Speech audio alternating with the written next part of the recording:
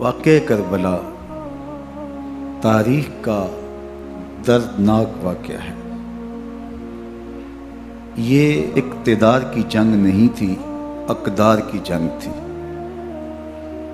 دو شخصیتوں کی لڑائی نہیں تھی، دو نظریات کا ٹکراؤ تھا۔ یہ حق اور باطل کا معرکہ تھا۔ یزید ظلم کا استعارہ ہے، حسین ابن علی امن کی علامت ہے۔ یزید جبر کا پتلا ہے، حسین صبر کا پیکر ہے۔ یزید اپنی بدطینت فطرت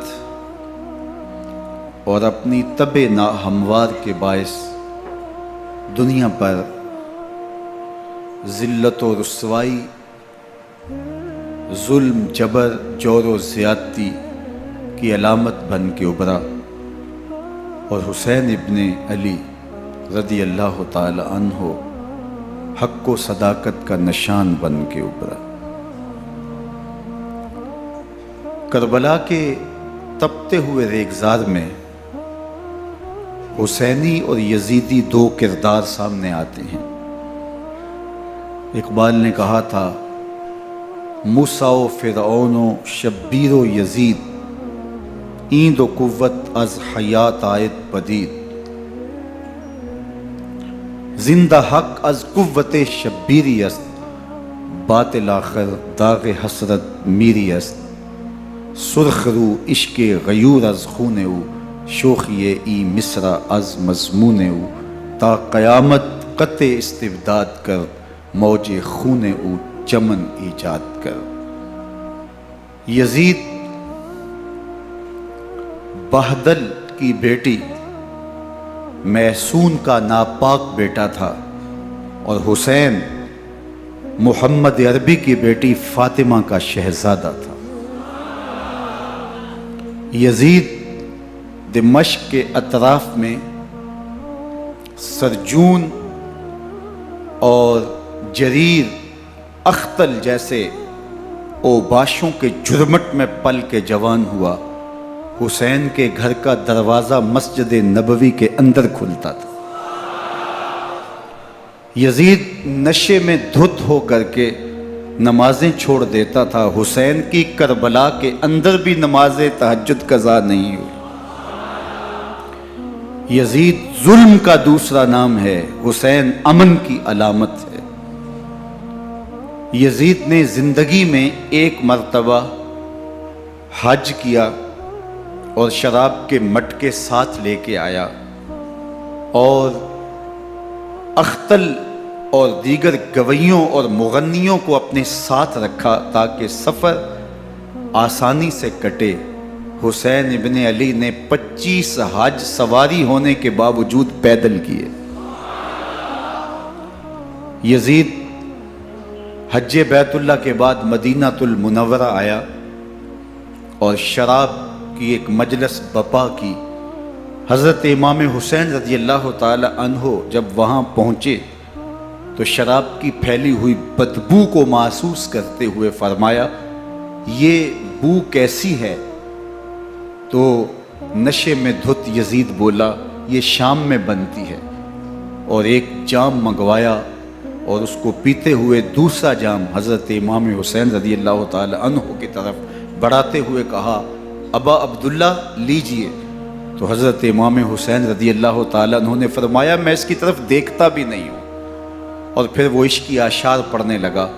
جب یزید کی شراب نوشی کا منظر امام حسین رضی اللہ تعالی عنہ اپنی آنکھوں سے دیکھ چکے تھے تو مجھے بتاؤ، یزید کے ہاتھ پہ امام حسین کا پاک ہاتھ کیسے آتا؟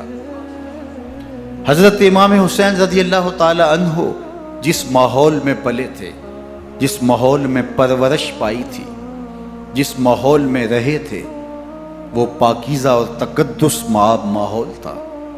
اور یزید کبھی اطراف دمشق میں، کبھی غوطہ میں، کبھی الخزرہ محل میں، اور کبھی کہاں داد عیش دیتا رہا اور لہو و لعب کے اندر مصروف رہا، اور اس کی زندگی ان چیزوں سے عبارت تھی۔ وہ محرمات کو حلال قرار دیتا، شراب نوشی اس کی ہڈیوں میں رچی ہوئی تھی، اور شریعت بیضا کا مذاق اڑایا کرتا۔ اور حسین ابن علی رضی اللہ تعالی عنہ کی دوستیاں جن لوگوں سے تھی وہ عبداللہ ابن عباس تھے، عبداللہ ابن عمر تھے، حضرت عبد الرحمن بن ابو بکر رضی اللہ تعالی عنہ تھے۔ یزید تو جوا کھیلتا رہا، یزید تو قمار بازی کرتا رہا، یزید تو شراب نوشی کرتا رہا، اور حسین ابن علی مسجد نبوی کے ممبر میں حضور کے پہلوؤں میں بیٹھتے رہے۔ زمانے نے وہ منظر دیکھا کہ سرخ رنگ کے جوڑے پہنے ہوئے حسنین کریمین حجرہ فاطمہ سے نکلتے ہیں، کم عمری کی وجہ سے کبھی گرتے ہیں کبھی سنبھلتے ہیں، اور آقا کریم خطبہ ارشاد کر رہے ہیں، خطبہ چھوڑ کے حضور نے شہزادوں کو اٹھا لیا۔ وہ منظر بھی زمانے نے دیکھا۔ حضرت عبداللہ بن شداد کہتے ہیں کہ حضور سجدے میں تھے اور سجدہ اتنا طویل ہو گیا، ہمیں لگا یا تو وحی کا نزول ہو رہا ہے یا پھر اللہ کا حکم آ گیا اور اللہ کے محبوب کی روح قبض کر لی گئی۔ لیکن میں نے جب نظریں اٹھا کے ننکیوں سے دیکھا تو کیا منظر تھا کہ حسین ابن علی حضور کی پشت پہ بیٹھے ہوئے اور میرے آقا سجدے کو طول دے رہے ہیں۔ اللہ اکبر! حسین کے لیے پیغمبر کے سجدوں کو طول دیا جا رہا ہے۔ حسین ابن علی کبھی ممبر پہ حضور کی اطراف میں بیٹھتے ہیں، وہ منظر بھی دنیا نے دیکھا کہ حضور کے مبارک کندھوں پر حسین ابن علی بیٹھے ہیں اور حضور کی زلفوں کو پکڑا ہوا ہے۔ تو حضرت عمر رضی اللہ تعالیٰ عنہ دیکھ کے کہتے ہیں واہ واہ کیسی سواری میسر آئی حسین ابن علی کو۔ تو میرے آقا مسکرا کے کہتے ہیں عمر سواری دیکھتے ہو سوار بھی تو دیکھو۔ اللہ اکبر! حضرت اسامہ بن زید بن حارثہ رضی اللہ تعالیٰ عنہ فرماتے ہیں رات کا ایک پہر گزر گیا اور مجھے حضور سے کوئی کام تھا۔ میں آقا کریم کی خدمت میں حاضر ہوا، در دولت پہ دستک دی۔ حضور تشریف لائے تو چادر اوڑی تھی، بکل کی ہوئی تھی میرے حضور نے، تو میں نے اپنی حاجت کہی تو حضور نے میری حاجت پوری کر دی۔ لیکن ایک منظر میں نے دیکھا کہ حضور نے جو چادر کی بکل فرمائی تھی اس کے اطراف میں پہلوؤں میں ابھار تھے جس طرح اندر کوئی ہو۔ مجھ سے نہ رہا گیا، میں نے پوچھ لیا، میں نے کہا بندہ نواز چادر کے اندر کیا ہے؟ فَكَشَفَهُ، تو حضور نے چادر کو کھول دیا۔ فَإِذَا الْحَسَنُ وَالْحُسَيْنُ عَلَىٰ وَرِكَيْهِ، تو کہتے ہیں میں نے اپنی آنکھوں سے دیکھا ایک پہلو سے امام حسین لپٹے ہوئے تھے، ایک پہلو سے امام حسن لپٹے ہوئے تھے۔ فرمایا یہ میرے بیٹے ہیں، یہ میری بیٹی کے بیٹے ہیں، اے اللہ میں ان سے پیار کرتا ہوں، تو بھی ان سے پیار کر، جو ان سے پیار کرے اس سے بھی پیار کر۔ ان کی محبت کا درس دیا، ان کے پیار کا سبق پڑھایا، کہا ان سے پیار کرنے والا میرے سے پیار کرنے والا ہے، ان سے بغض رکھنے والا میرے سے بغض رکھنے والا ہے۔ ان کی تکلیف حضور کو بے چین کر دیتی تھی۔ حضرت سیدہ فاطمہ الزہرا رضی اللہ تعالی عنہ کے گھر کے قریب سے گزرے تو حضرت امام حسین کے رونے کی آواز آ رہی تھی، تو آقا کریم علیہ السلام نے فرمایا کہ فاطمہ حسین کو چپ کرواؤ، الا تعلمی ان بقاءہ یوزینی، تو جانتی نہیں حسین کا رونا مجھے دکھ دیتا ہے۔ حسین ابن علی کو حضور رونے نہیں دیتے تھے، ان کو دکھی نہیں ہونے دیتے تھے، کیونکہ رسول اللہ صلی اللہ علیہ وسلم جانتے تھے کہ یہ کتنے دکھ سہے گا، کتنی تکلیفوں سے گزرے گا اور کتنے مصائب سہے گا۔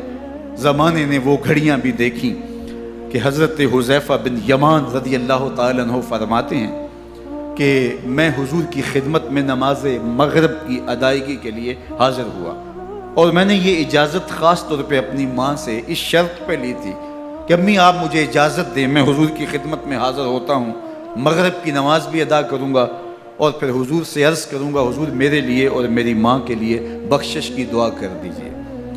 ماں نے اس شرط پہ اجازت دے دی اور میں حضور کی خدمت میں آ گیا، نماز مغرب ادا کی، سلام پھرا تو میرے دل میں آرزو تھی میں حضور سے عرض کروں حضور میرے لیے اور میری ماں کے لیے مغفرت کی بخشش کی دعا کر دیں، لیکن حضور عبادات میں ذکر میں نوافل میں ایسے مشغول ہوئے کہ میں آرزو رکھنے کے باوجود بھی عرض نہ کر سکا۔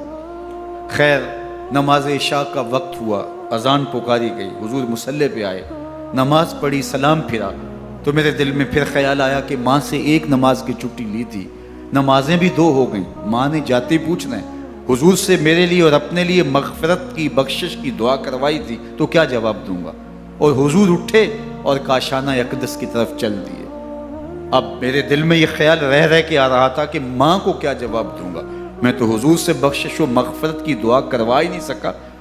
جب حضور چل پڑے تو غیر ارادی طور پہ میں بھی حضور کے پیچھے چل پڑا۔ چلنے میں تھوڑی سی رفتار تیز ہو گئی، جس سے قدموں کی آہٹ پیدا ہوئی۔ تو جب آواز پیدا ہوئی تو حضور نے رخ پھیرے بغیر فرمایا من ھذا، میرے پیچھے پیچھے کون آ رہا ہے؟ پھر خود ہی کہا حذیفہ تو نہیں؟ تو میرا دل دھڑک رہا تھا، قلت نعم، میں نے کہا جی حضور میں حذیفہ ہوں۔ فرمایا ما حاجتک غفر اللہ لک ولامک، کیا کام ہے؟ اللہ تجھے بھی بخش دے، تیری ماں کو بھی بخش دے۔ اب جو کام تھا وہ جنبش لب سے پہلے ہی ہو گیا، یہاں تو لفظوں کا سہارا بھی نہیں لینا پڑتا، وہ بند لبوں کی بولیاں بھی سنتے ہیں۔ اقبال بولا ہے فروغت صبح آثار و دہور، چشم تو بی نندائے ما فی الصدور، تیری نظر تو سینوں کے چھپے راز بھی دیکھتی۔ تو کہا ما حاجتوں کا غفر اللہ لک ولامک، اللہ تجھے بخش دے، تیری ماں کی بھی مغفرت کر دے، کیا کام ہے؟ اب جو کام تھا وہ تو ہو گیا۔ تو میرے حضور نے ارشاد فرمایا حذیفہ سنو، ابھی ایک فرشتہ آیا ہے جو اس سے قبل دھرتی پر پہلے کبھی نہیں آیا، آج پہلی مرتبہ اللہ سے اجازت لے کے 2 کام کرنے آیا ہے۔ ایک تو مجھے سلام کرنے آیا ہے، اور دوسرا خوشخبری دینے آیا ہے کہ آپ کی بیٹی فاطمہ جنتی عورتوں کی سردار ہے، اور حسن اور حسین جنتی جوانوں کے سردار۔ ایک طرف یزید ناپاک میسون کا پلیت بیٹا، اور ایک طرف محمد عربی کا نواسا، فاطمہ کے دودھ کا اثر، علی المرتضیٰ کے خون کی تاثیر، رسول اللہ صلی اللہ علیہ وسلم کے کندھوں پہ بیٹھنے والا۔ ایک دن حضور نے امام حسین رضی اللہ تعالیٰ عنہ کے ہاتھ پکڑ لیے اور ان کے پاؤں اپنے پاؤں پہ رکھے، اور پھر فرمایا بیٹے آگے بڑھو، اور ان کے پاؤں حضور کی پنڈلیوں پہ آئے۔ پھر کہا بیٹے اور آگے بڑھو، حتیٰ کہ ان کے پاؤں حضور کی رانوں پہ آئے۔ پھر فرمایا بیٹا اور آگے بڑھو، تو ان کے پاؤں حضور کے مبارک بطن اقدس پہ آئے۔ پھر بازوں کو کھینچ کے اپنے قریب کیا اور حسین ابن علی کے منہ میں اپنی زبان رکھ دی، اور وہ اس طرح چوس رہے تھے جس طرح کھجور چوسی جاتی ہے۔ تو اللہ کے محبوب علیہ السلام نے حسین ابن علی کو اپنی زبان کا لعاب دہن دے کر کے، وہ شیر رحمت دے کر کے، وہ کوثر و تسلیم سے پاکیزہ تر آب رحمت عطا کر کے ان کی ہمیشہ کے لیے پیاس بجھا دی، تاکہ کل کربلا کے تپتے ہوئے ریگزار میں حسین ابن علی کو پیاس کی شدت تنگ نہ کرے اور پائے استقلال میں لغزش نہ آنے پائے۔ ان نازوں سے پالے ہوئے حسین کو، ان محبتوں سے پالے ہوئے حسین ابن علی کو امتحان بھی اتنے بڑے درپیش تھے۔ یاری تیری سونا پر ازمیشاں تیریاں اگ، سونا پرکھیا جامدہ ہے نال اگاں دے لگ۔ جتنا بڑا شخص ہوتا ہے اتنی آزمائشیں بھی بڑی ہوتی ہیں۔ پیغمبر رحمت کی آغوش میں کھیلنے والا، حجرہ فاطمہ کا جان نشین، مصلی رسول کا وارث، منبر رسول صلی اللہ علیہ وآلہ وسلم پر حضور کے مبارک پہلو اور گود میں بیٹھنے والا حسین، حضور کی زبان چوسنے والا حسین، حضور کے کندھوں پہ سواری کرنے والا حسین، آقا کریم علیہ الصلوۃ والسلام کے مبارک سجدے کی حالت کے اندر حضور کی پشت پہ کھیلنے والا حسین، جس حسین کا دروازہ مسجد نبوی کے اندر کھلتا تھا اور یزید کی کرتوتوں کے چشم دید گواہ تھے۔ یزید جب تخت نشین ہوتا ہے تو اسے یہ فکر ہوتی ہے کہ امام حسین، عبداللہ بن زبیر، عبداللہ بن عمر، عبداللہ ابن عباس یہ میری بیعت کریں۔ اور وہ ولید بن عقبہ کو لکھتا ہے کہ ہر صورت میں ان کی بیعت لو، اور اگر بیعت نہ دیں تو سختی کرو۔ حضرت امام حسین رضی اللہ تعالی عنہ کو بلاوا آتا ہے کہ آپ کو دارالامارت میں گورنر ہاؤس میں بلایا جا رہا ہے، ولید بن عقبہ کا پیغام آپ کو پہنچتا ہے۔ آپ اس وقت فرماتے ہیں کہ اس وقت جو پیغام پہنچا ہے وہ کسی خطرے سے خالی نہیں ہے، تو کچھ سواروں کو ساتھ لیا، کہا تم دارالامارت کے باہر کھڑے رہنا، اگر میری آواز بلند ہوئی تو اندر آ جانا، ورنہ تم انتظار کرنا۔ آپ اندر گئے۔ ولید بن عقبہ نے مروان کو بھی بلایا تھا۔ مروان بن حکم یہ گورنر مدینہ ولید سے پہلے رہ چکا ہے، تو اس نے مشورہ دیا کہ سختی کی جائے۔ خیر ولید بن عقبہ نے کہا کہ یہ خط ہے، حضرت امیر معاویہ کا انتقال ہو گیا اور یزید تخت نشین ہوا ہے، لہٰذا وہ آپ سے بیعت کا مطالبہ کرتا ہے۔ تو حضرت امام حسین رضی اللہ تعالیٰ عنہ نے فرمایا کہ میرے جیسا شخص یوں چھپ کے بیعت نہیں کر سکتا، اور آپ واپس پلٹے۔ مروان بن حکم نے ولید بن عقبہ کو کہا کہ یہ موقع ہے جانے نہ دیا جائے، اگر یہ نکل گئے تو دوبارہ تم قابو نہیں پا سکو گے، اور انہیں یہیں قتل کر دیا جائے۔ حضرت امام حسین رضی اللہ تعالیٰ عنہ نے یہ بات سن لی۔ کہتے ہیں حضرت امام حسین انہی قدموں کے بل واپس پلٹے اور مروان بن حکم سے مخاطب ہو کے کہا، مروان کیا بول رہا ہے؟ وہ خاموش ہو گیا۔ فرمایا تو جانتا نہیں ہم کون ہیں؟ آنا حسین ابن علی ابن ابی طالب، میں حسین ہوں، میں علی کا بیٹا ہوں، ہمارے گھر میں قرآن اترتا رہا ہے، وحی کا نزول ہوتا رہا ہے، اور یزید فاسق ہے، فاجر ہے، مسلمانوں کا قاتل ہے اور شرابی ہے، میں ڈنکے کی چوٹ پہ یزید کی بیعت سے انکار کرتا ہوں۔ بس حیدری کچھار سے محمدی شیر نکل آیا ہے۔ اب اوسان خطا ہو گئے، راستہ چھوڑ دیا، واپس آئے، سیدہ زینب سے ملے، کہا مدینے کو چھوڑنا پڑے گا۔ کہا بھیا کیا ہوا؟ کہا یزید بیعت لینے پہ مصر ہے اور میں کسی صورت بھی بیعت نہیں کروں گا۔ رسول اللہ کا مدینہ ہمارے خون سے لالا زار بنے گا، میں نہیں چاہتا کہ حضور کے شہر نور کی حرمت پامال ہو۔ دوستو وہ کیسا منظر ہوگا جب حسین ابن علی نے آخری حاضری حضور کے روضے پہ دی ہو۔ حاجی یا معتمر 10 دن کے لیے، 8 دن کے لیے، 20 دن کے لیے مدینہ المنورہ عارضی سکونت اختیار کرتا ہے، اور حضور کے روضہ انور سے، اس شہر نور سے، ان گلیوں سے، ان بام و در سے ایسا مانوس ہو جاتا ہے کہ جب واپس پلٹ رہا ہوتا ہے ان دعاؤں کے ساتھ کہ دوبارہ آنا بھی نصیب ہو، اور اسے لگتا ہے کہ میں دوبارہ بھی بلایا جاؤں گا، لیکن اس کے باوجود شہر حبیب چھوڑنا قیامت سے کم نہیں ہوتا۔ اعظم چشتی مرحوم آخری بار جب حضور کے روضہ انور پہ گئے تو بیمار تھے، ویل چیئر پہ تھے۔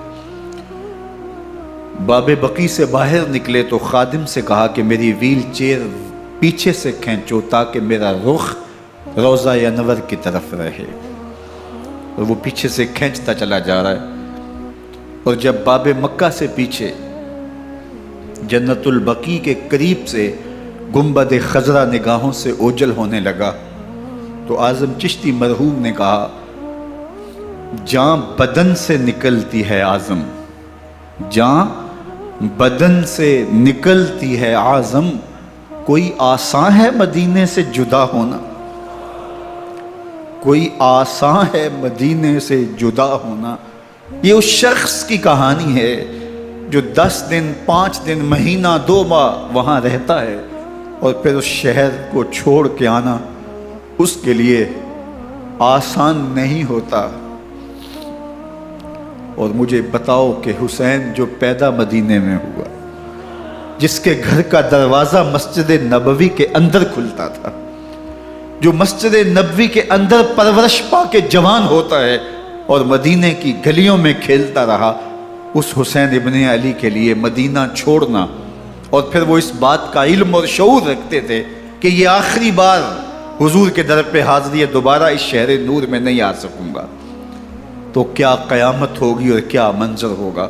محمد بن حنفیہ کے علاوہ خاندان نبوت کے جتنے لوگ تھے ان سب نے شہر مدینہ کو الوداع کہا، اور رات کے موقع میں مدینہ المنورہ کو، مسجد نبوی کو چھوڑ کر کے مکہ کی جانب عازم سفر ہوئے۔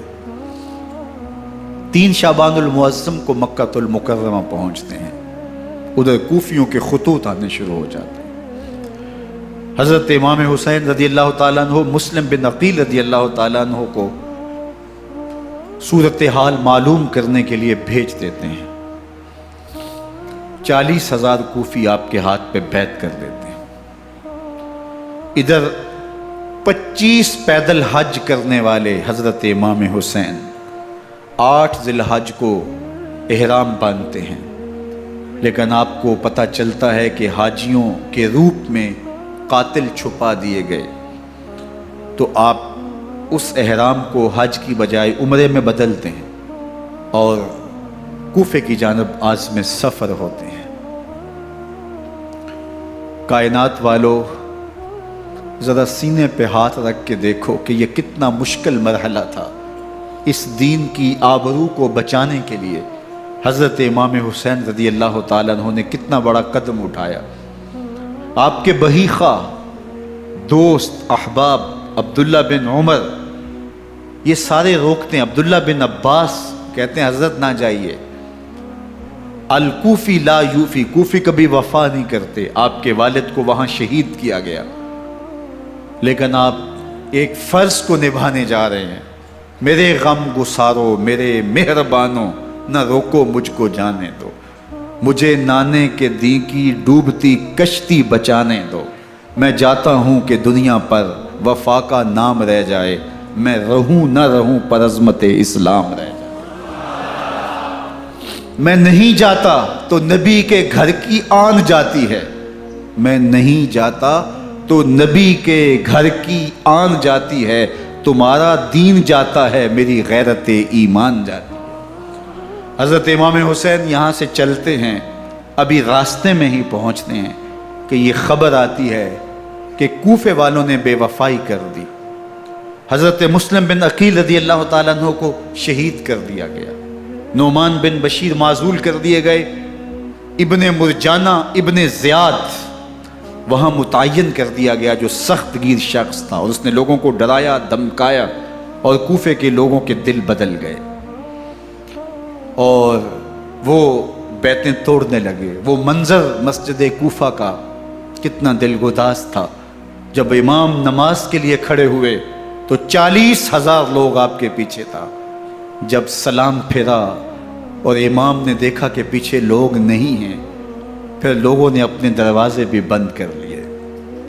رات کی تنہائیاں ہیں اور حضرت مسلم بن عقیل کو کوئی پناہ دینے والا نہیں۔ لوگوں نے دروازے بند کر لیے کہ کہیں ہمارے گھر میں نہ آ جائیں اور ہم مشقت اور حکومتی تشدد کا شکار نہ ہوں۔ کتنا دردناک لمحہ ہے حضرت مسلم بن عقیل رضی اللہ تعالیٰ عنہ پہ، اور پھر حضرت مسلم بن عقیل بے دردی سے شہید کر دیے جاتے ہیں۔ آپ ابھی راستے میں ہیں، یہ ساری کہانی پہنچتی ہے کہ حضرت مسلم شہید کر دیے گئے اور بے دردی سے شہید کر دیے گئے۔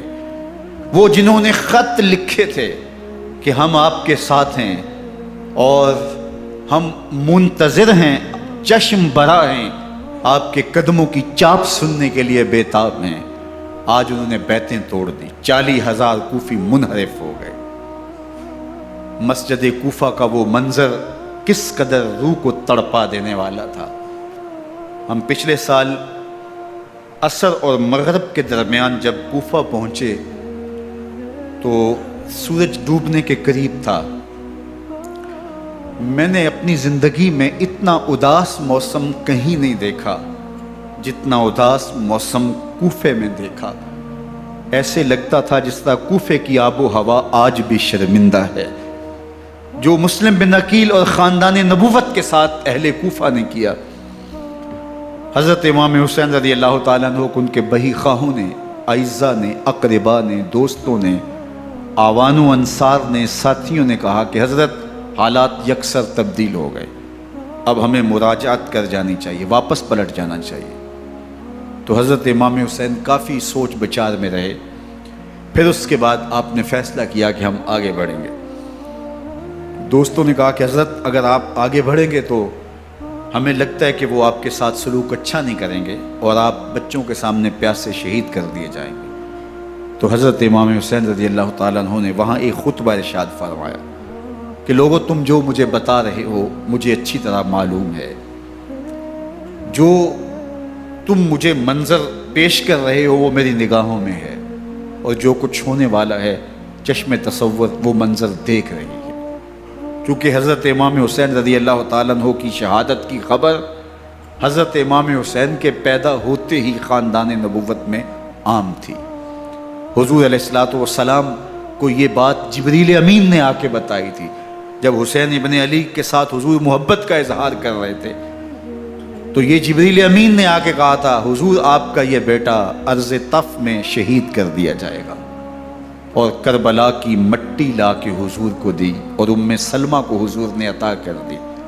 حضرت ام سلمہ کہتی ہیں کہ ایک دن میں سوئی تو خواب دیکھا کہ حضور کے مبارک بال بکھرے ہوئے ہیں اور سخت پریشان ہیں، تو میں نے کہا کہ حضور آپ کی یہ کیا حالت ہے؟ وَبِيَدِهِ قَارُورَةٌ، اور حضور کے ہاتھ میں ایک شیشی ہے، فِيهَا دَمٌ، جس کے اندر خون ہے۔ تو میں نے کہا حضور یہ کیا؟ فرمایا میں قتل گاہ حسین سے آ رہا ہوں اور یہ حسین ابن علی کا خون ہے۔ تو کہا 10 محرم کا دن تھا، دوپہر کا یہ منظر تھا، میں کیلولہ کر کے اٹھی، جب میں نے دیکھا تو وہ شیشی جس میں کربلا کی مٹی رکھی تھی وہ خون بن چکی تھی۔ تو یہ خبر پہلے دی گئی تھی، یہ بتا دیا گیا تھا۔ فرمایا میرے دوستو جو تم مجھے بتاتے ہو میں اس سے بے خبر نہیں ہوں، یہ سب کچھ ہونے والا ہے، لیکن اس کے باوجود میں کیوں جا رہا ہوں؟ تو آپ کا ایک تاریخ ساز جملہ ہے جو کربلا کے فلسفے کو ہمارے سامنے رکھتا ہے کہ یہ اتنا بڑا امتحان کیوں دیا۔ حضرت امام حسین رضی اللہ تعالیٰ عنہ نے فرمایا وَلَكُمْ فِيَّ أُسْوَةٌ، میں اس لیے جا رہا ہوں قیامت تک ظلم، جبر اور ناانصافی کے خلاف کھڑے ہونے والوں کے لیے کوئی نمونہ تو ہو۔ میری زندگی قیامت تک ظلم، جبر اور استحصالی نظام کے خلاف کھڑے ہونے والوں کے لیے نمونہ ہے۔ تو حضرت امام حسین رضی اللہ تعالیٰ عنہ نے حق اور باطل کے درمیان ایک سرخ لکیر کھینچ دی اپنے خون سے۔ اب حق اور باطل کا امتیاز کرنا مشکل نہیں ہے، کوئی باطل پہ اڑا رہے تو الگ بات ہے، لیکن امتیاز کرنا مشکل نہیں ہے۔ حدود بالکل واضح کر دی۔ اقبال نے یہاں کتنی خوبصورتی کے ساتھ اس مضمون کو نبھایا۔ سرخ رو عشق غیور از خون او، شوخی این مصرع از مضمون او، تا قیامت قطع استبداد کر، موج خون او چمن ایجاد کر۔ ایک جہاں آباد کر دیا، حق اور باطل کی راہیں اجال دی۔ اب لوگوں کو یزید کا چہرہ پہچاننے میں دیر نہیں لگتی، وقت کے ہر یزید کا چہرہ آسانی سے پہچانا جا سکتا ہے۔ یہ معرفت زمانے کو کروائی کس نے؟ حسین ابن علی نے کروائی رضی اللہ تعالی عنہ۔ تو حضرت امام حسین نے فرمایا کہ جو میرے ساتھ ہونے والا ہے میں اچھی طرح جانتا ہوں، لیکن میں اس کے باوجود آگے بڑھوں گا۔ پھر بڑھے اور کربلا میں جا کے خیمہ زن ہو گئے۔ 7 محرم کو پانی بند کر دیا گیا۔ پانی بند ہوا تو کھانا بھی میسر نہیں تھا، لیکن ذکر پانی کا ہوتا ہے اس لیے کہ کھانے کے بغیر انسان کئی دن کاٹ لیتا ہے، لیکن پانی کے بغیر گزر نہیں ہوتی۔ تو فرات کی نہر سامنے اپنی موجوں کے ساتھ چمک رہی ہے، لیکن ایک قطرہ آب بھی آل رسول کو نہیں دیا جا رہا۔ کائنات کے اندر ایسے انوکھے امتحان بھی ہوتے ہیں۔ وارث ہوں ساقی کوثر کے، مالک ہوں حوض کوثر کے، اور بیٹے ہوں ساقی کوثر کے، اور آج ایک بوند پانی کی بھی میسر نہ ہو۔ صبر کا امتحان ہے، عزیمت کا امتحان ہے۔ حضرت امام حسین رضی اللہ تعالیٰ عنہ خیمہ زن ہو گئے۔ 3 دن تک پانی بند رہتا ہے، 9 محرم کو رات کی تنہائی میں حملہ آور ہونا چاہتے ہیں، لیکن آپ نے کہا کہ ہمیں اللہ کے حضور عبادت اور ذکر کے لیے وقت دیا جائے۔ ساری رات ذکر میں گزرتی ہے، عبادات میں گزرتی ہیں۔ رات کے اندھیرے میں آپ چراغ بجھا دیتے ہیں۔ آوان و انصار کو کہتے ہیں کہ ان کی دشمنی میرے ساتھ ہے، انہیں میرا خون چاہیے، اگر تم رات کی تاریکی میں نکل جاؤ تو میں تم سے کوئی مواخذہ نہیں کروں گا، اور یہ بھی تمہارا پیچھا نہیں کریں گے، اس لیے کہ ان کا مطلوب تم نہیں ہو، ان کا مطلوب میں ہوں۔ جب چراغ جلایا تو کوئی بھی نہیں گیا۔ مسلم بن اوسجہ کھڑے ہو کے کہتے ہیں حضرت اگر ہمارے بدن کو 70 بار کاٹا جائے اور جلایا جائے اور ہواؤں میں اڑا دیا جائے پھر بھی آپ کا ساتھ نہیں چھوڑیں گے۔ 70 سال کے بوڑھے ہیں حبیب بن مظاہر، کہتے ہیں حضرت آپ کو چھوڑ کے جائیں کہاں، آپ کو چھوڑ کے جائیں کہاں، کوئی ساتھ چھوڑنے کے لیے تیار نہیں ہے۔ پیاس ہے، سخت گرمی ہے، کربلا کا ماحول ہے، 72 افراد اور خاندان کی خواتین میدان کربلا میں خیمہ زن ہیں۔ دوسری طرف لشکر اعداء اشقیا 22,000 کی تعداد میں مقابلے میں، ایک روایت 30,000 کی ہے۔ ان صرف 72 پیاسے لوگوں کے لیے اتنے لوگوں کو جمع کرنے کا مقصد خوف زدہ کرنا تھا۔ شرط ہے کہ یزید کی بیعت کر لیں، محاصرے توڑ دیں گے، پانی دستیاب ہوگا، اعزاز و اکرام سے نوازا جائے گا، خزانوں کے منہ کھول دیے جائیں گے۔ لیکن حسین ابن علی کہتے تھے سب کچھ لٹ جائے گا، باطل کے ہاتھ پہ ہاتھ نہیں رکھوں گا۔ اللہ اکبر۔ اب صبح طلوع ہوتی ہے، عاشور کا دن چڑھتا ہے، سورج اپنی پوری تمازت کے ساتھ گرمی برسا رہا ہے۔ آج خاندان نبوت کا امتحان زمانے نے دیکھنا ہے۔ رسول اللہ کا لعاب چوسنے والا اس کے صبر کا آج امتحان ہے، حضور کے کندھوں پہ کھیلنے والے حسین کا آج امتحان ہے۔ اللہ اکبر۔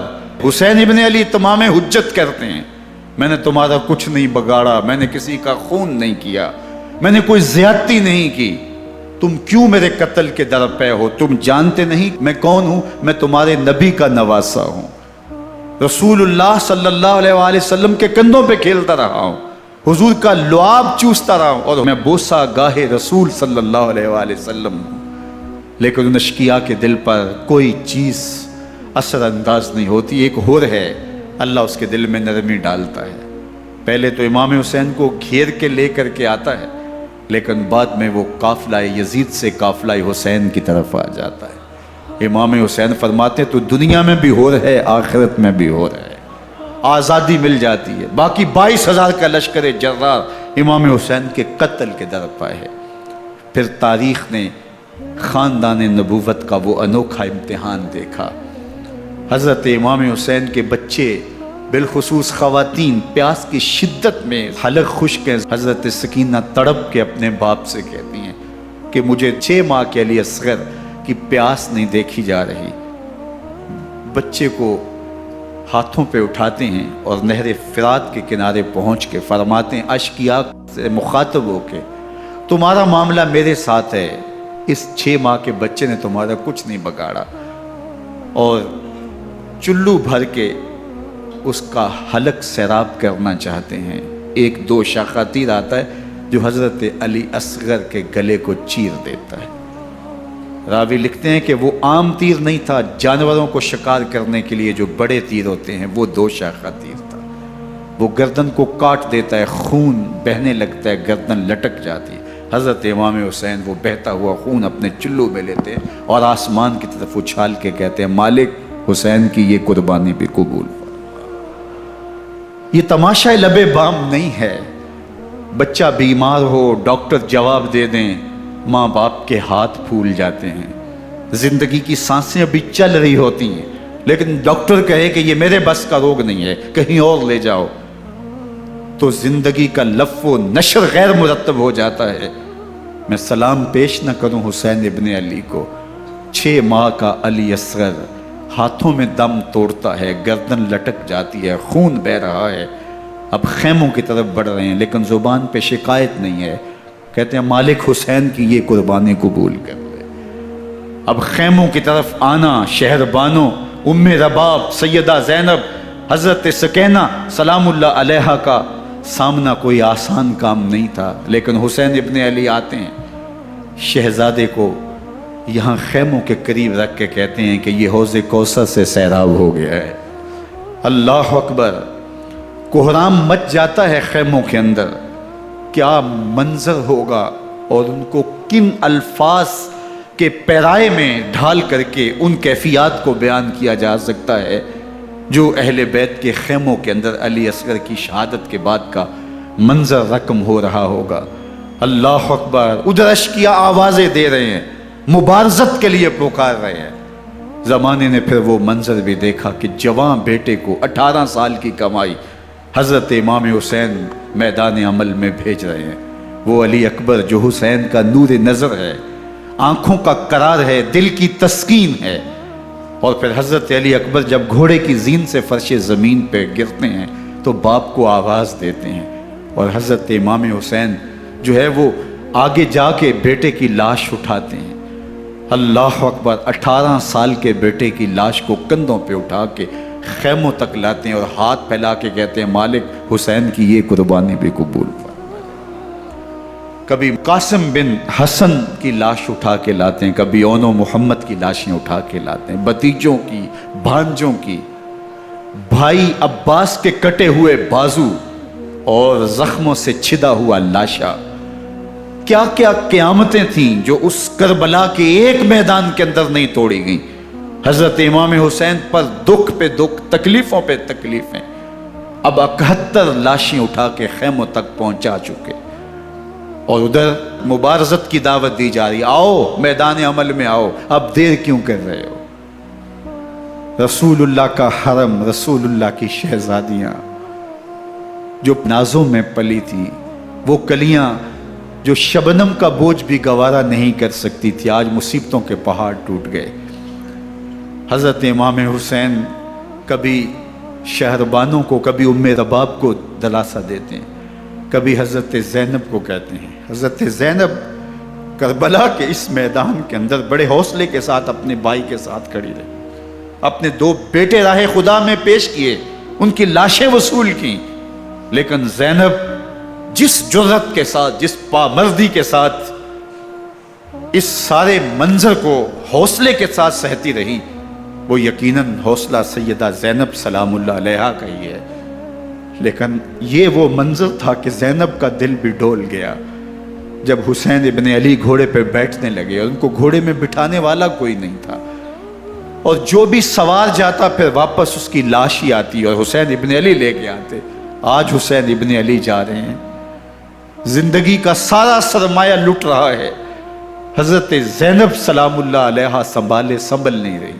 हज़रत इमाम रज़ी अल्लाह ताला अन्हु उठे और आपने हज़रत ज़ैनब को सब्र की तलकीन की और कहा कि सब्र ही बेहतरीन ज़रिया है और अल्लाह की कुर्बत का एक बेहतरीन सबब है। और उनको सब्र की तलकीन करते हुए फरमाया कि मेरे बाद तुमने इस जिम्मेदारी को संभालना है और इन मुक़द्दरात इस्लाम की, इन शहजादियों के पर्दे की तुमने हिफाजत करनी है। और फिर घोड़े की जीन कस के इमाम हुसैन लश्कर अश्किया की तरफ बढ़ते हैं।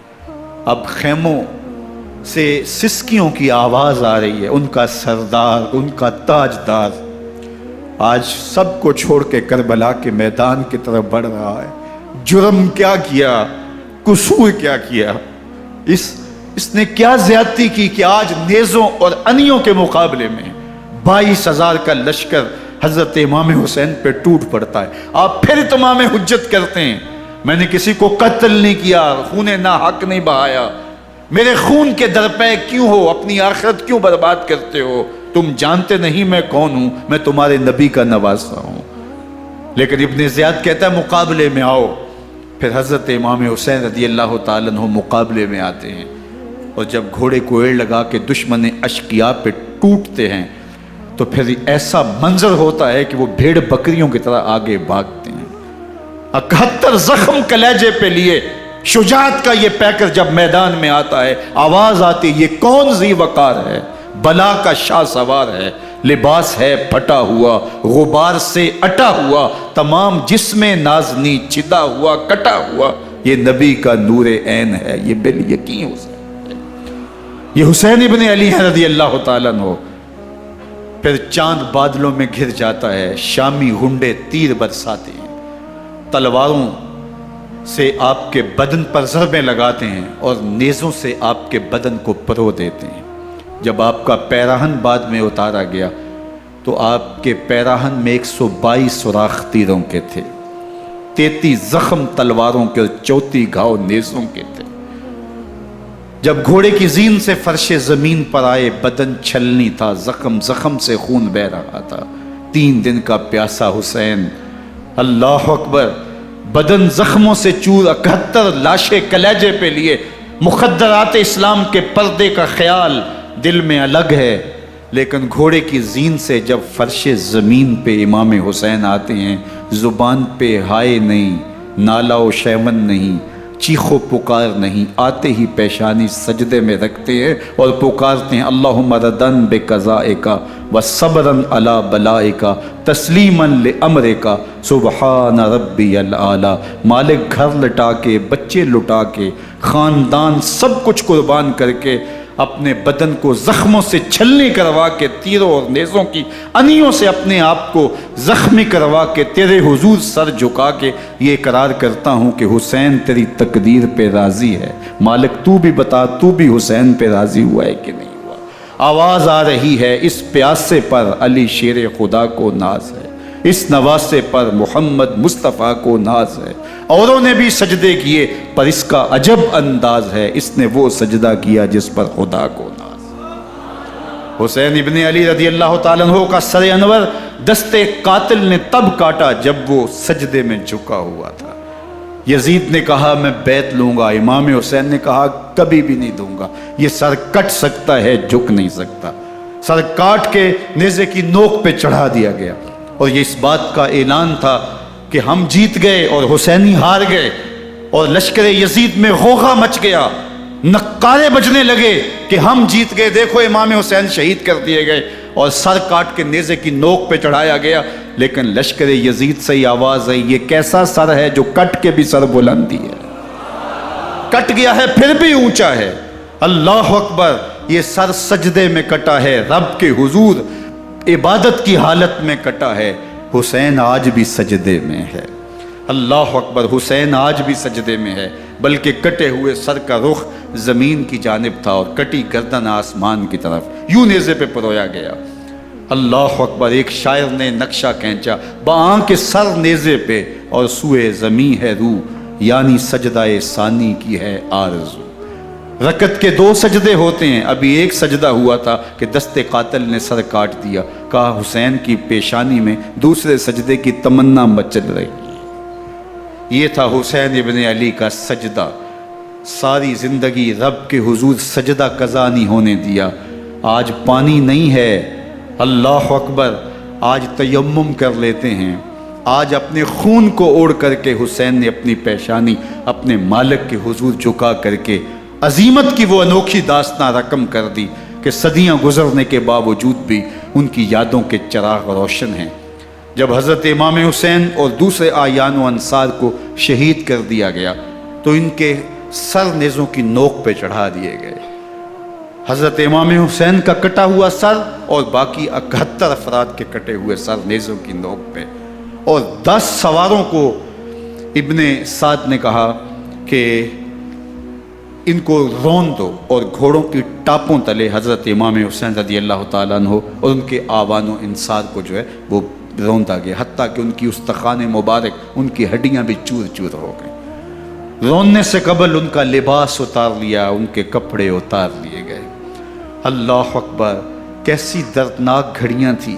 یزید کا صرف یہی بد کرداری کا مرحلہ نہیں تھا، اس کربلا کے صحرا کے اندر یزید نے جس طرح امام حسین رضی اللہ تعالیٰ عنہ کو شہید کیا اور حضرت امام حسین کے خاندان کو شہید کیا، جب مدینہ المنورہ پر یزید نے مسلم بن عقبہ کو مقرر کیا، جس کو بزرگوں نے مصرب بن عقبہ کہا ہے، تو اس کو کہا 3 دن تک مدینے کا حرم تمہارے لیے حلال ہوگا، جو چاہو تم کرنا، اور شامی فوجوں کو اجازت ہوگی۔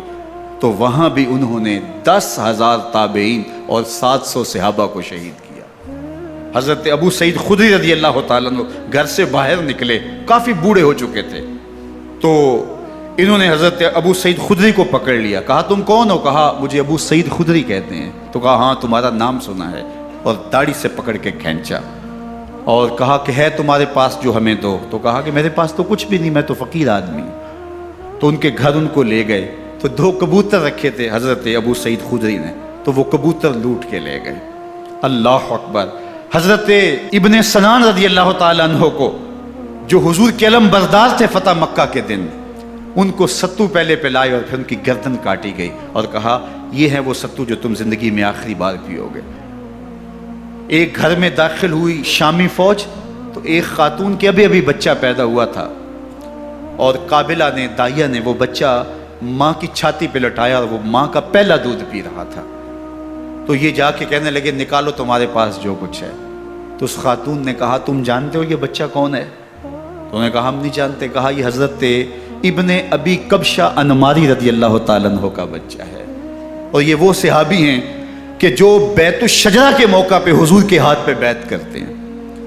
انہوں نے اس چیز کا لحاظ نہ کیا، کہا جو کچھ ہے وہ ہمیں دو، ورنہ تیرے بچے کو نہیں چھوڑیں گے۔ تو ماں بچے سے مخاطب ہو کے کہتی ہے، ابھی بچہ پیدا ہوا ہے اور ماں سے پہلا دودھ پی رہا ہے، کہ بیٹے اگر میرے پاس کچھ ہوتا، وہ قیمتی سے قیمتی چیز بھی ہوتی، تیری جان کے لیے قربان کرتی، لیکن اس وقت میرے پاس کچھ ہے نہیں۔ تو ایک شکی آگے بڑھا اور بچے کو ایک ٹانگ سے پکڑ کے کھینچ کے دیوار کے ساتھ پٹک کے مارا، جس سے دماغ کا بھیجا نکل گیا۔ کیا کیا زیادتیاں نہیں کی۔ 700 صحابہ حرہ کے واقعہ میں شہید کیے یزید نے، اور 10,000 تابعین شہید کیے۔ مسجد نبوی میں ممبر رسول کے ساتھ گھوڑے باندھے، اور وہ ممبر رسول اور مصلی رسول کے قریب لید کرتے رہے۔ حضرت سعید عبد المسیب فرماتے ہیں میں نابینا تھا اور حضور کے روضہ انور کے پاس بیٹھا تھا، اور یزید کے سپاہی آتے، جو بھی مسجد میں نظر آتا پکڑ کے لے جاتے، مجھے نابینا سمجھ کے چھوڑ دیتے، لیکن میں پریشان تھا کہ ظہر کا وقت ہوگا، عصر کا وقت ہوگا، مغرب عشاء کا وقت ہوگا، نہ اذان، نہ اقامت، نہ جماعت، تو کیسے مجھے پتہ چلے گا کہ نماز کا وقت ہو گیا، اور کیسی میری نمازوں کا کیا بنے گا؟ میں اس فکر میں بیٹھا تھا۔ لم ازل اسمع الاذان والاقامت من قبل رسول اللہ صلی اللہ علیہ وآلہ وسلم۔ فرماتے ہیں جب بھی پھر نماز کا وقت آیا، گنبد خضرا سے اذان کی بھی آواز آئی، اقامت کی بھی آواز آئی۔ 3 دن تک مسجد نبوی کے اندر گھوڑے بندے رہے، اور مدینہ کی حرمت پامال کی۔ مدینہ کے گھروں کے اندر یہ بدکماش داخل ہوئے، اور جو بدکاریاں انہوں نے کی کلیجہ منہ کو آتا ہے۔ 1002 شیزائیں ان بدکاروں کی بدکاریوں کی وجہ سے کنواری حالت کے اندر حاملہ ہوئی۔ 3 دن تک مدینے کا حرم انہوں نے پامال کیا، اور پھر مکہ المکرمہ میں کعبہ اللہ پر گولے برسائے، اور کعبہ کا غلاف جل گیا۔ وہ تو یزید مر گیا، اور حضرت عبداللہ ابن زبیر رضی اللہ تعالیٰ عنہ نے اپنی خلافت کا اعلان کیا۔ یزید کے یہ کرتوت تھے، ادھر اہل مدینہ کو ستایا، ادھر اہل مکہ کو ستایا، اور رسول اللہ صلی اللہ علیہ وسلم کے خانوادے کی بے حرمتی اور توہین کی۔ نہ صرف انہیں قتل کیا گیا، ان کی لاشوں پہ گھوڑے دوڑائے۔ ابن سعد اور شمر جو ہے وہ خیموں میں داخل ہوا، اور مخدرات اسلام کی چادریں چھیننے کی کوشش کی۔ حضرت زینب سلام اللہ علیہ نے مخاطب ہو کے کہا ہمارے چہرے کے رکھوالے چلے گئے ہیں، ظالم تو خیال نہیں کرتا ہم رسول اللہ کی بیٹیاں ہیں۔ حضرت شہربانو، حضرت زین العابدین اور حضرت زینب سلام اللہ علیہ، ان تینوں کو ایک اونٹ پہ باندھا گیا، اور باقی اونٹوں پہ باقی سادات کو، حضور کی شہزادیوں کو باندھا گیا، رسیوں میں جکڑا گیا، اور اونٹوں پہ باندھ کر کے کوفے کی جانب آگے آگے شہیدوں کے سر چل رہے ہیں، اور پیچھے یہ قافلہ چل رہا ہے۔ اور جب یہ قافلہ وہاں سے گزرا جہاں لاشیں پڑی تھی، امام زین العابدین 14 سال کے تھے اور بیمار تھے، اور ان کا حوصلہ نہ ہوا، وہاں غشی ان کے اوپر آنے لگی، اور وہ منظر ابن کثیر نے، باقی لوگوں سب نے لکھا ہے کہ پھر جب ان کی یہ حالت ہوئی تو پھر سیدہ زینب سلام اللہ علیہ، جنہوں نے ابھی تک بڑے حوصلے کے ساتھ ساری مشکلات کا مقابلہ کیا تھا، اب ان کے بندھن ٹوٹ گئے اور آنکھوں سے آنسو بہنے لگے، اور سیدہ زینب تھے امام حسین رضی اللہ تعالیٰ عنہ کی لاش پہ کھڑے ہو کے، اور وہ روندی ہوئی لاش، ٹوٹی ہوئی ہڈیاں، اور وہ پریشان بدن، کٹا ہوا سر نیزے کی نوک پہ، اور لاش یہ پڑی ہے۔ تو حضرت سیدہ زینب نے مدینے کی طرف منہ کر کے جو ہے وہ حضور سے فریاد کی، یا محمد آہو، یا محمد آہو، ھذا حسین بالآراء مزمل بالدماء، یا محمد آہو بناتوں کا سبایا۔ یا رسول اللہ، اے پیارے آقا، یا جد آہو، اے ہمارے نانا محترم، یہ دیکھیے آپ کا حسین پڑا ہوا ہے۔ بدن سے کپڑے اتار لیے گئے، خاک ہوائیں اڑا رہی ہیں، اور اس کے اوپر چادر جو ہے وہ مٹی کی پڑ گئی ہے۔ حضور آپ کی اولاد کاٹ دی گئی، اور پھر کہا بناتوں کا سبایا۔ حضور دیکھیے آپ کی بیٹیوں کے ہاتھ باندھ دیے گئے ہیں، اونٹوں پہ کس دیا گیا ہے، سر شہیدہ آگے آگے چل رہے ہیں، اور حضرت سیدنا امام حسین کا آگے آگے سر ہے۔ راستے کے اندر ایک جگہ آئی، رات گزری اور ان کو اتارا گیا۔ رات کا موقع تھا، ایک خاتون آئی اور اس نے کوئی کھانا پیش کیا ان کو، اور کہا کہ میں کسی زمانے میں حضرت سیدہ فاطمہ زہرا کی نوکری کیا کرتی تھی، ان کی لونڈی تھی، ان کی کنیز تھی، اور آج مجھے پتہ چلا کہ آپ لوگ گزر رہے ہیں، تو میں نے کہا کہ میں اپنی مخدومہ کے خاندان کی خدمت کروں۔ اور پھر اس نے کہا کہ اس وقت سیدہ کی گود میں ایک 6-7 ماہ کی بچی تھی جس کو زینب کہا کرتے تھے۔ تو سیدہ زینب نے کہا کہ اماں اگر پہچانتی ہو تو وہ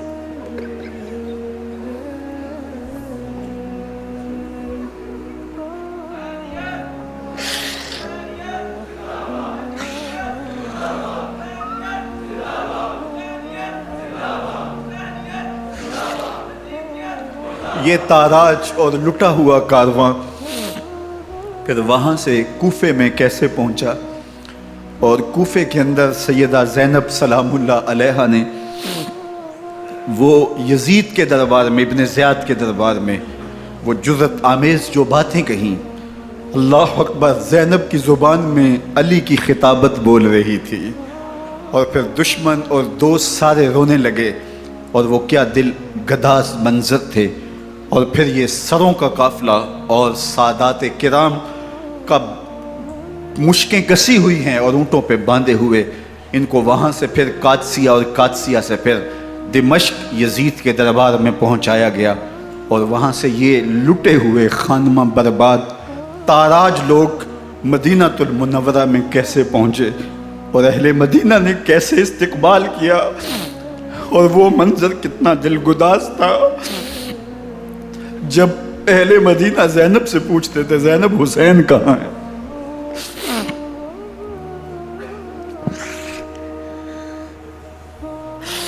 بے مروت بے وفا، تیرا بھی کیا افسانہ ہے، جس نے اپنی ہی شمع کو گل کیا تو وہ پروانہ ہے۔ اپنے پیغمبر کے شہزادوں کو اور اپنے پیغمبر کی شہزادیوں کو جو دکھ اس امت نے دیے، یہ کائنات کی ایک انوکھی داستان ہے۔